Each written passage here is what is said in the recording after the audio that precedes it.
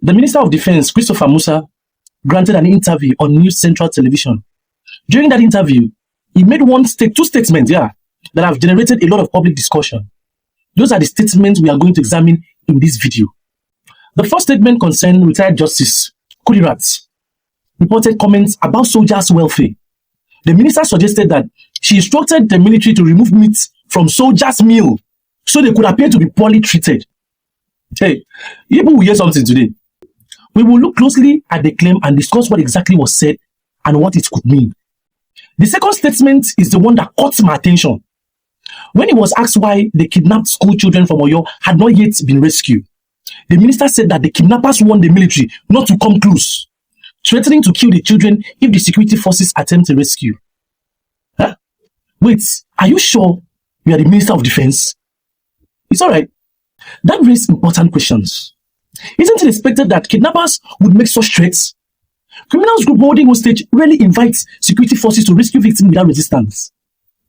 Hostage rescue operations are usually based on intelligence, planning, careful execution, not on whether the kidnappers approve.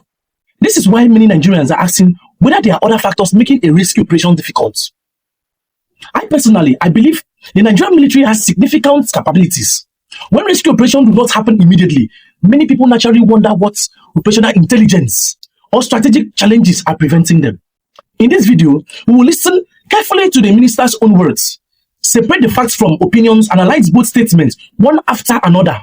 Stay with me until the end because the full context matters. That the military are underfunded. Only 1.504 trillion was designated to the army. Is that enough? It's not enough. They've increased our pay. When they started, a soldier was collecting 49,000 monthly. We tried so hard now, it's collecting 100,000. Enlighten us as to the matter with Oyo. Is it that we're impatient because people are still counting days? And it's a very sad event. Unfortunately, bad things do happen. For whatever reason, they are looking for leverage because we have some of their commanders with us and they feel taking these kids and holding them to ransom will make us release their commander. And now we've threatened when we wanted to take action against that. If we come any closer, they want to kill all the kids. Would you support the perspective of people like Adams Oshomole, who says it's time for the death penalty? I think we should do that. There must be deterrence. The laws are soft, and that's why people take advantage. If they know once you commit an offense, there must be punishment. Like Justice Crack was exposing the lack of proper feeding. What was so wrong with that? The soldiers' food was okay. There was meat, there was all this, but he told them to pull out those things out and make it look as if this was meant. Let me address the minister's first statement.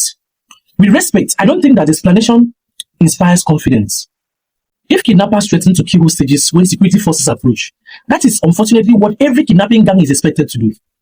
That threat alone cannot be reason a rescue operation is impossible. Hostages rescue operation are built on intelligence, planning, surveillance, patient and careful execution.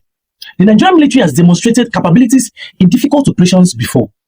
That is why many Nigerians naturally ask why these children have not yet been rescued. It is a legitimate question. No one is saying a rescue mission is simple. In fact, it is one of the most difficult operations any security force can undertake because the lives of innocent people are at stake. But the public also expects every lawful option to be explored. If there are operational challenges, tell Nigerians, if the intelligence gap, explain them as much as security permits. People deserve honest communication because families are waiting for their children. Now, let me move to the second issue. The minister also suggests that Justice Clark also instructed soldiers to remove meat from their meals to create the impression that they were being poorly treated. That is a very serious allegation. If such an instruction truly existed, then the public deserves to see the evidence. If there is no evidence, then such a statement should not have been made. It affects the reputation of another person. Public officials carry enormous responsibility. Every statement they make should be backed by facts, especially on matters involving national security and the reputation of individuals. Nigeria, as we speak, is facing serious security challenges. At a time like this, citizens expect clear communication, accountability, and practical solution. Public confidence is strengthened by transparency, professionalism, and results, not procrastination, not lies. That is why these statements have generated so much debate. Nigerians are not just looking for explanation. They want to see progress, tackling insecurity, and ensuring the kidnapped victims are brought home safely. If you have watched this video to this extent, I believe you must have one or two things to say. Drop it on the comment section.